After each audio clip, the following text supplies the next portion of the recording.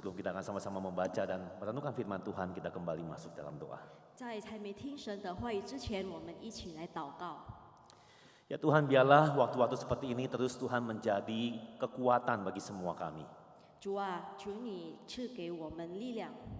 Waktu kami berdoa sebagai satu jemaat di tempat ini berseru kepada Engkau. 当我们合心合意的呼求的时候， Biarlah kami boleh punya iman dan percaya bahwa Tuhan pasti menjawab doa kami. 我们相信，以信心的相信，你肯定是要回复我们的祷告的。 Entah Engkau akan mengabulkan apa yang kami minta, 不管你是在看我们所祈求的， atau Engkau tidak mengabulkan permintaan kami, tapi Engkau memberikan yang lebih baik. 可能你也没有回答我们的祷告，但是我们相信你会赐给我们更好的。 Dan tiba saatnya kami juga ingin mendengarkan suara Tuhan. 这时刻，我们也要听神的声音。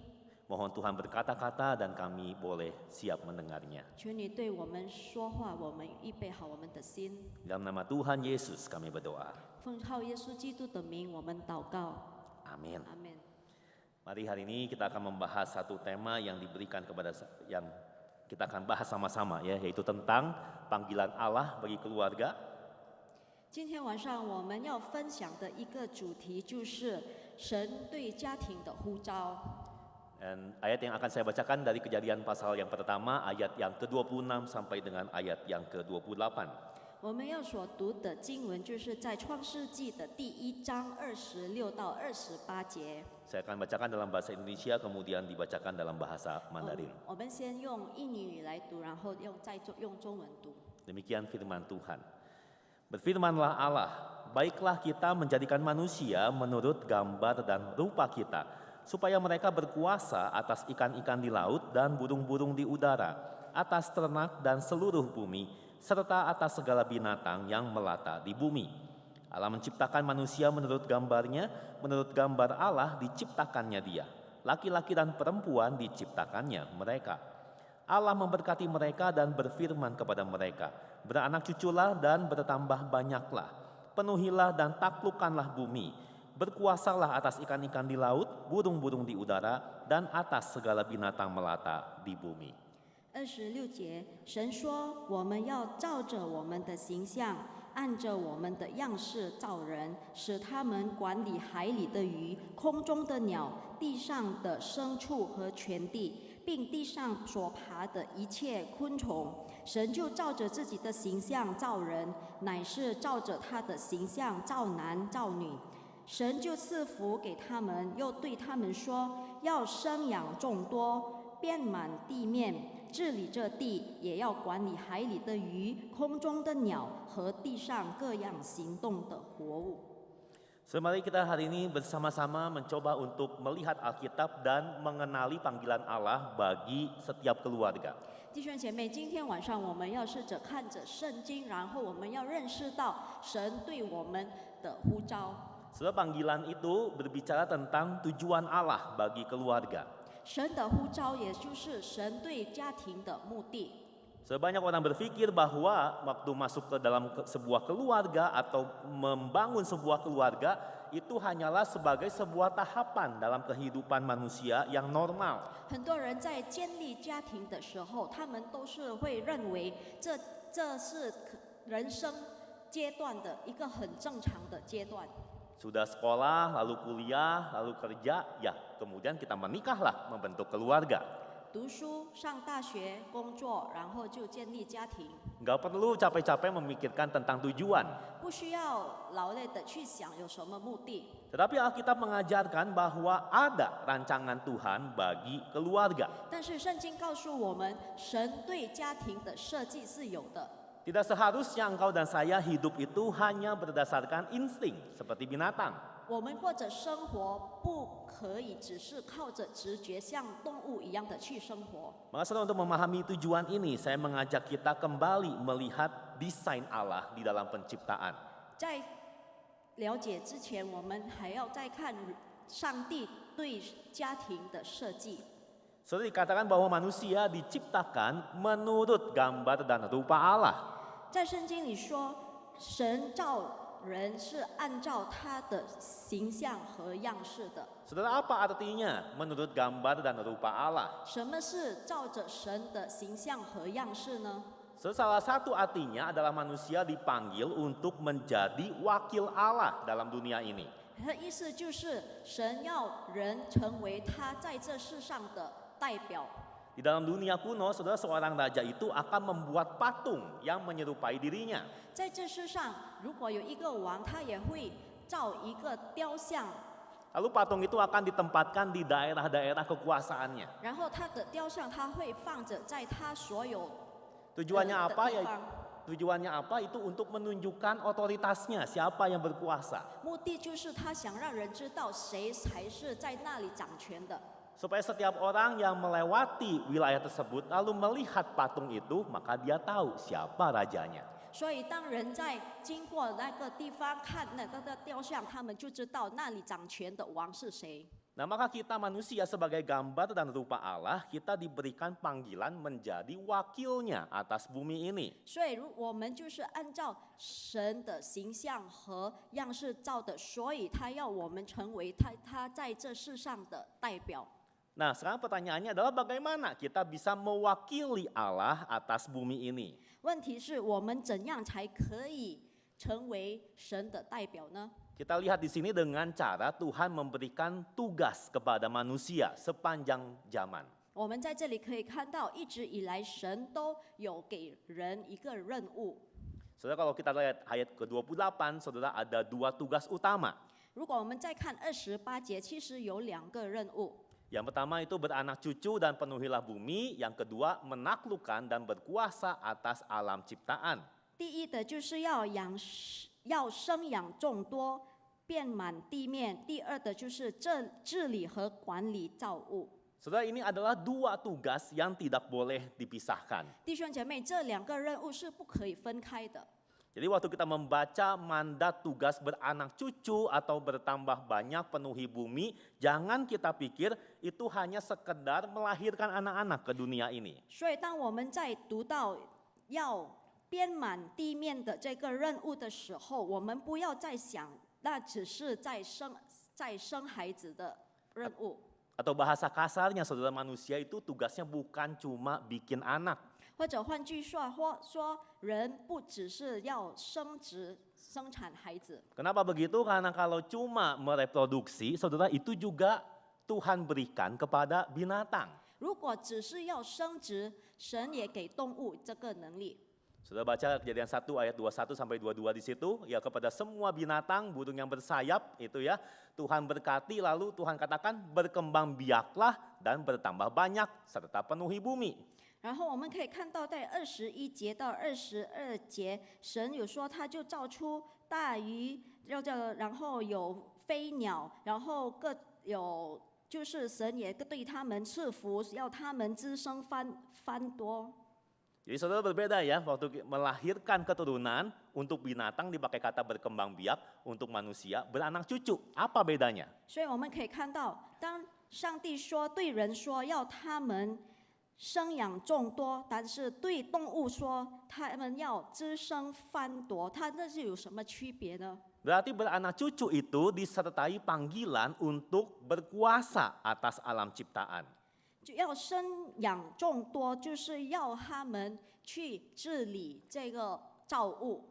Saudara, menaklukkan bumi ini bukan berarti eksploitasi atau memanfaatkan ciptaan Tuhan hanya untuk keuntungan manusia pribadi.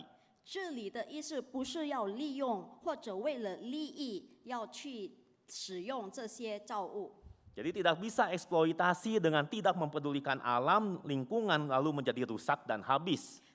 所以我们不可以的去利用这些不管生态环境的受损。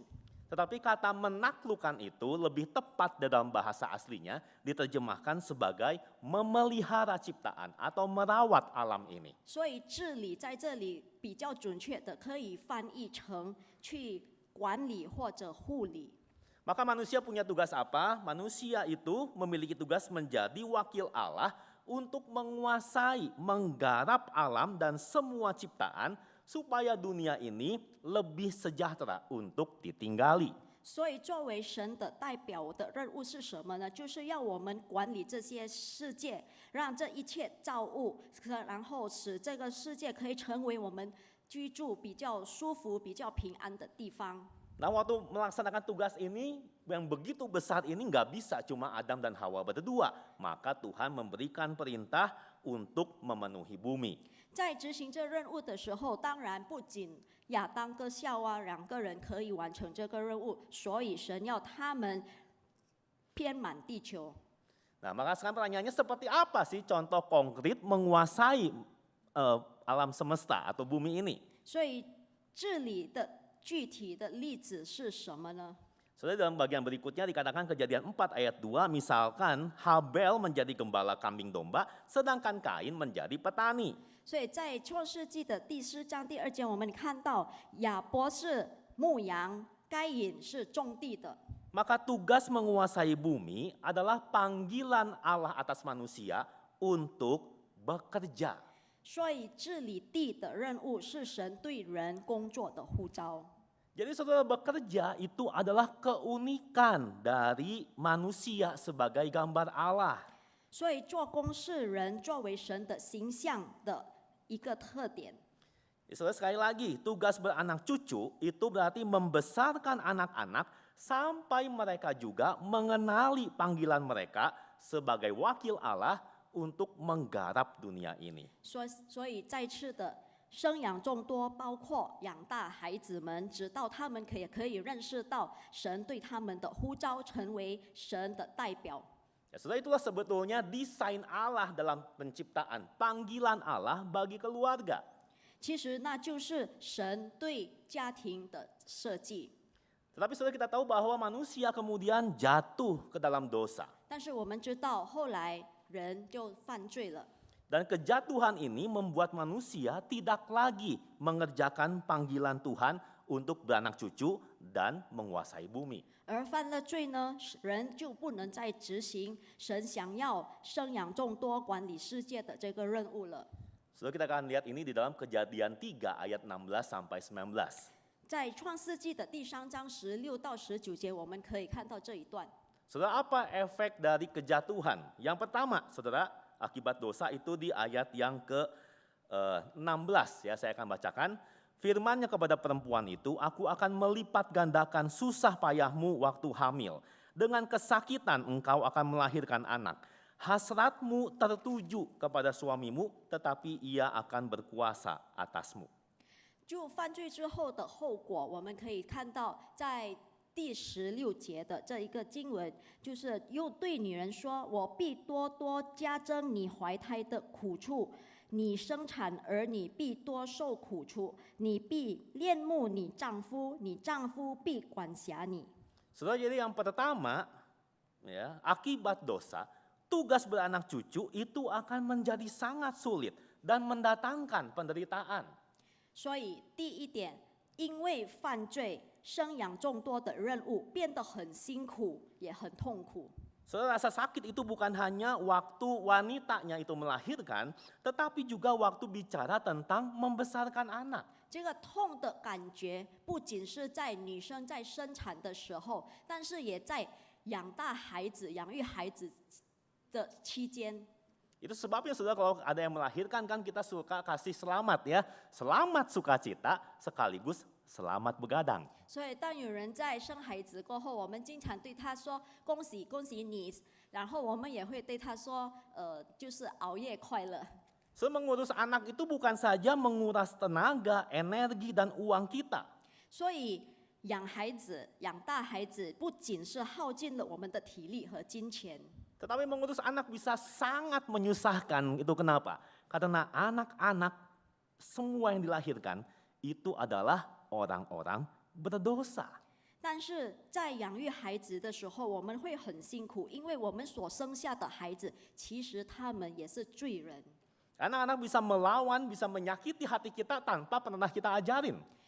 当然，孩子们可以叛逆，可以伤害我们。 Saudara, akibat dosa juga relasi suami dan istri menjadi tidak harmonis. 当然，因为犯罪，夫妻之间的关系也变得不和睦。Saudara, kata hasratmu ya tertuju kepadamu itu sama dengan yang dipakai Alkitab dari dalam Kejadian 4 ayat 6 dan 7. 所以在这圣经节，就是恋慕的这个词，也是用在创世纪的第4章的第7节。 Jadi ini saudara ceritanya adalah waktu Tuhan memperingatkan Kain ya sebelum dia berniat jahat menghabisi Habel. 这第4章第4节就是神警告该隐在杀亚伯之前的故事。 Firman Tuhan kepada Kain, mengapa hatimu panas dan wajahmu muram? Bukankah wajahmu akan berseri-seri jika engkau berbuat baik? Namun, jika engkau tidak berbuat baik, dosa sudah mengintai di depan pintu. Hasratnya, maksudnya hasrat dosa itu tertuju kepadamu, tapi engkau harus berkuasa atasnya. 就是第6节，耶和华对该隐说：“你为什么发怒呢？你为什么变了脸色呢？你若行得好，岂不蒙悦纳？你若行得不好，罪就伏在门前，他必恋慕你，你却要制服他。” Saudara, artinya secara singkat saudara ya, bahwa di dalam pernikahan itu akan terjadi power struggle ya atau perebutan kekuasaan antara suami dengan istri. 所以意思是简单的说，在婚姻里，就是丈夫与妻子，他经常都会发生争权的。 Saudara, oleh karena dosa, istri itu tidak bisa tunduk lagi atau menghormati suaminya sebagai kepala keluarga, tapi istri-istri itu ingin menguasai suaminya. 所以因为犯罪，妻子也不能顺服和敬重丈夫。 Sedangkan suami saudara tidak bisa lagi mengepalai keluarga dengan kasih, tapi dia akan menindas istrinya. 当然，做丈夫的他也不能用爱的去带这个家庭，但是他经常的要去欺压这妻子。 Saudara, inilah akibat dosa. 弟兄姐妹，这就是罪的后果。 Saudara, bukankah sekarang ini kita melihat betapa manusia berdosa tidak bisa lagi menghargai institusi keluarga, bahkan melanggar, mendobrak semua tatanan yang Tuhan tetapkan. 弟兄姐妹，现在我们可以看到，有很多罪人，他们都不再珍惜家庭的机构了，并且他们破坏一切上帝所定的规律。 Saudara, memiliki anak sekarang tidak lagi menjadi sebuah tujuan di dalam keluarga. 在一个家庭，孩子已经不是一个目标了。 Banyak pasangan menikah berencana untuk tidak punya anak. 很多他们结婚，但是他们不想要有孩子。 Child free itu menjadi tren karena memang mengurus anak itu sangat merepotkan dan sangat melelahkan. 无子女这个概念变得流行，当然我们知道养孩子并不容易，也很辛苦。 Sudah berapa banyak keluarga yang hancur karena angka tingkat perceraian yang sangat tinggi. 我们知道离婚率也变得很高。 Akhirnya saudara, sebagian orang merasa ya lebih baik kita nggak usah nikah lah, kita hidup saja bersama-sama. 所以一部分人认为，不然就不要结婚了，同居就好。 Padahal Tuhan itu menghendaki agar hubungan seksual itu dilakukan hanya oleh suami istri di dalam ikatan janji pernikahan. 但是神的旨意是，只能有已经有婚约的夫妻才可以发生性关系的。 Tetapi manusia yang berdosa memisahkan hubungan seks dari pernikahan. 但是罪人把性关系和婚姻已经分开了。 Saudara, yang kedua, mari kita melihat dampak kejatuhan manusia ke dalam dosa. 第二，我们要看因为犯罪的后果。 Saudara, kita baca ayatnya yang ke-17, 17 sampai 19.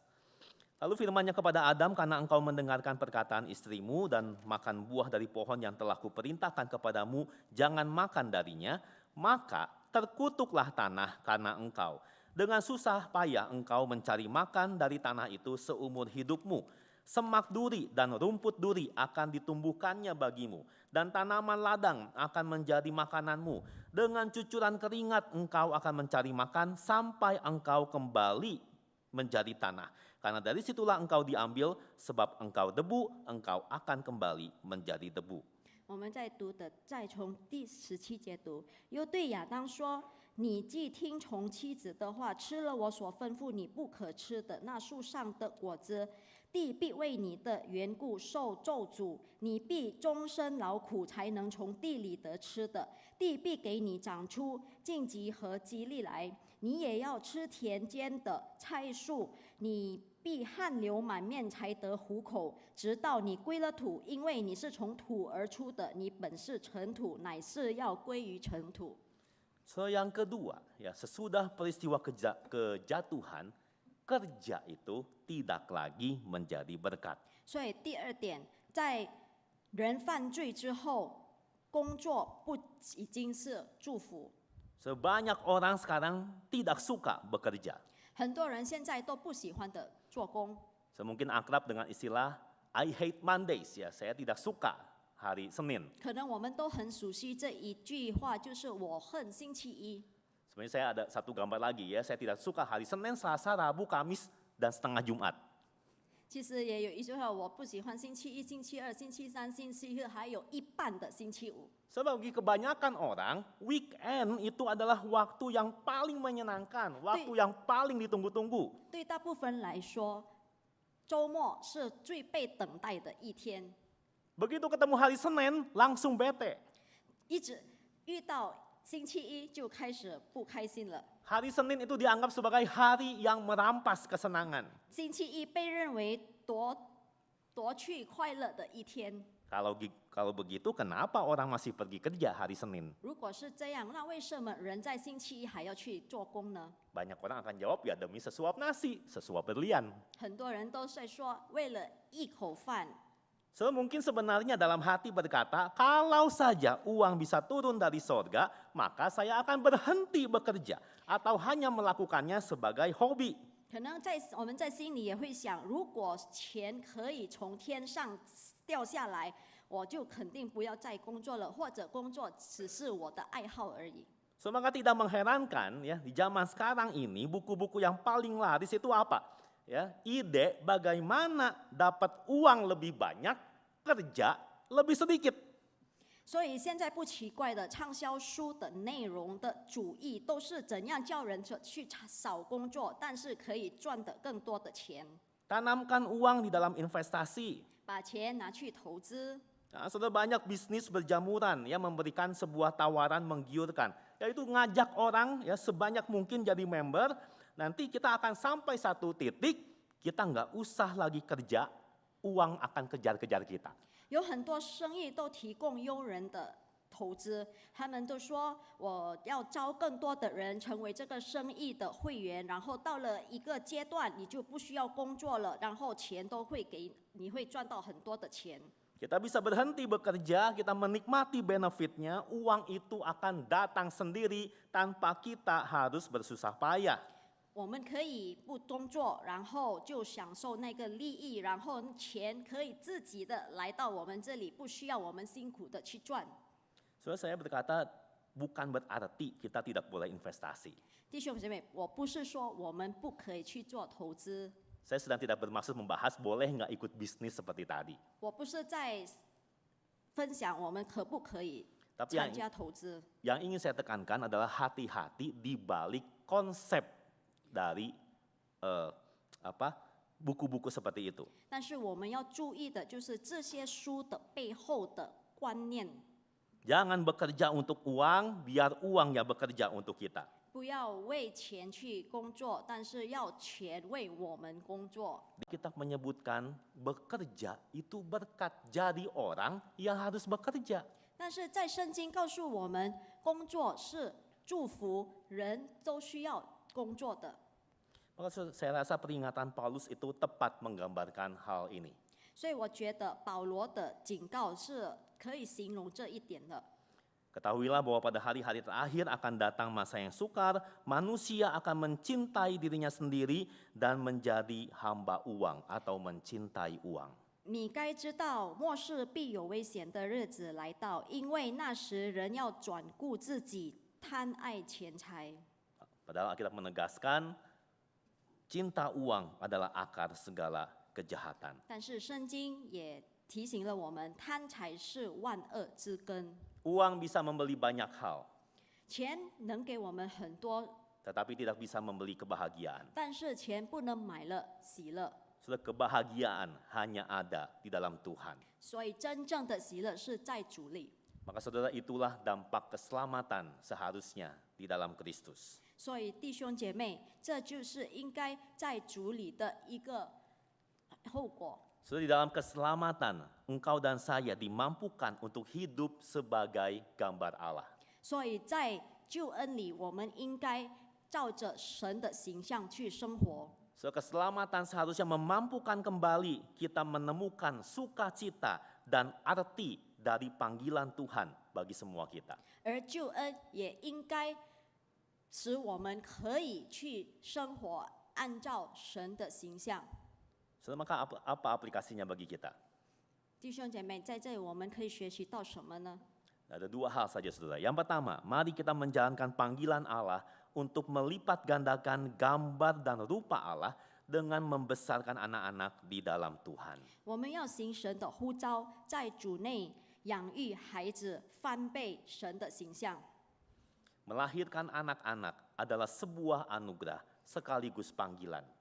可以生孩子，那也是一个恩典，也是个呼召。 Berarti ada tanggung jawab dan kepercayaan yang Tuhan berikan kepada kita sebagai orang tua. 所以是神给我们的责任和信任，可以成为父母。 Maka saudara, ajarkan firman Tuhan berulang-ulang kepada anak-anak kita. 我们要反复的教导我们孩子神的道。 Berdoalah bagi mereka karena tidak ada siapapun yang bisa mengubah hati manusia. 也要为他们祷告，因为除了神，也没有人可以再改变他们的心。 Sebagaimana kalau kita tidak dikaruniakan anak, 弟兄姐妹，如果我们没有孩子的话呢， berarti kita bebas dari tanggung jawab. 所以我们就不需要担这个责任。 Ada rencana Tuhan yang lain bagi kita. 有其他的旨意，神要给我们的。 Tetapi saudara, panggilan melipat gandakan gambar Allah bisa kita jalankan melalui penginjilan dan pemuridan. 翻倍神的形象的呼召，可以我们进行传福音或者做门徒训练， Membawa orang-orang di sekitar kita untuk bisa mengenal Kristus, bertumbuh semakin serupa dengan Dia. 带我们周边的人来到基督里认识耶稣。 Nah, saudara, panggilan kita sebagai keluarga, baik ada anak ataupun tidak, adalah saling mengasah karakter. 弟兄姐妹，作为一个家庭的呼召，有孩子或者没有呼召，也就是在互相的摩擦。 So, setelah menikah kita baru sadar bahwa tidak mudah ya mengasihi atau menghormati pasangan kita. 经常结婚了之后，我们才觉悟到，原来要爱和敬重我们的配偶是多么的不容易。 Saudara, kalau gampang itu tidak perlu diperintahkan Tuhan. 如果容易的话，神就不需要的命令我们了。 Maka saudara, mari minta Tuhan tolong supaya dalam keluarga kita kasih Kristus itu semakin nyata. 所以求神帮助我们，让在我们的家庭里，基督的爱越明显的可以进行。 Kalau keluarga itu sampai bisa harmonis, saudara, itu menjadi kekuatan besar, kita bisa menjadi satu tim untuk melayani Tuhan. 如果家庭和睦的话，那可以成为我们极大的力量来服侍上帝。 Yang kedua, saudara, yang terakhir. 第二点， Mari kita menjalankan panggilan Allah untuk menguasai bumi dengan memberikan yang terbaik di dalam pekerjaan kita. 就是我们以在工作上献上最好的来进行神给我们的呼召。 Semua jenis pekerjaan, tentu pekerjaan yang baik ya, itu adalah panggilan dari Tuhan. 当然，所有好的工作都是神的呼召。 Sebagian orang Kristen seringkali berpikir yang hanya dipanggil oleh Tuhan itu hanyalah pendeta, hamba Tuhan, rohaniwan. 很多人都认为被神呼召的只是那神仆， Tetapi itu tidak benar. 但是那不对的。 Bekerja dalam bidang apapun adalah salah satu cara kita menjawab panggilan Tuhan dan melayani Dia. 弟兄姐妹，在任何一个工作上，可以成为我们回应神的呼召。 Maka saudara, ajari anak-anak kita tentang mandat menguasai bumi. 我们要教导我们的孩子关于治 Supaya 理地上的任务， supaya mereka ngerti, saudara, kenapa harus sekolah. 使他们可以明白他们为什么要读书。So, seringkali anak-anak bahkan dari orang Kristen diajari, sekolah buat apa? Cari uang sebanyak-banyaknya. 很多人都教导他的孩子，读书要为了什么？就是为了赚更多的钱。 Ambil jurusan apa? Kuliah di mana? Kerja di mana? Paling banyak uangnya yang mana?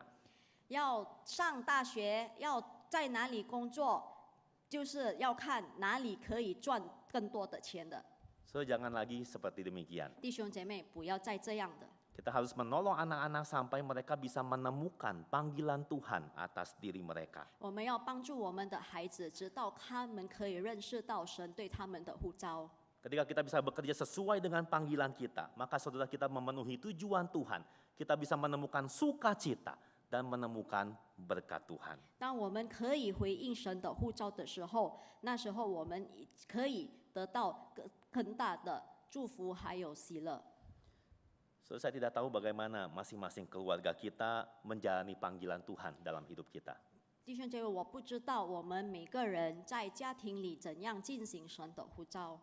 So, mungkin sebagian kita menghadapi sebuah pergumulan yang sangat berat di dalam keluarga. 可能我们一部分的人都在家庭里面面对了挣扎， Tapi saudara, mari kita sama-sama berjalan menuju panggilan yang Tuhan berikan bagi kita. 但是我们要一起走向神对我们的呼召。 Minta Tuhan berikan kita kerinduan yang kuat. 求神帮助赐给我们一个坚定的渴慕， Minta Tuhan berikan kepada kita kuasa Roh Kudus-Nya. 求神也赐给我们他的大能，圣灵的大能， Supaya kita betul-betul bisa menjalankan panggilan, rencana Tuhan bagi keluarga kita. 使我们真正的可以走在神对我们家庭的呼召。 Mari kita berdoa. 弟兄姐妹，我们祷告。 Tuhan, biarlah apa yang kami dengar tidak hanya menjadi sebuah informasi belaka, 主啊，使让我们所听到的不只是信息而已。 Engkau yang tahu dan mengerti semua kondisi keluarga kami masing-masing. 你知道并了解我们每一位家庭中的情况。 Mungkin kami merasa itu jauh dari ideal. 可能我们觉得我们的家庭远于完美， Kami merasa putus asa dan tidak ada jalan keluar. 可能我们也很失落。 Tuhan, kami mohon anugerah-Mu. 主啊，求你的恩典， Tolong Tuhan supaya keluarga kami betul-betul bisa merespons panggilan-Mu. 求你帮助我们，使我们的家庭可以真正的回应。 Dalam nama Tuhan Yesus kami berdoa. 奉耶稣基督的名，我们祷告， Amin. 阿门。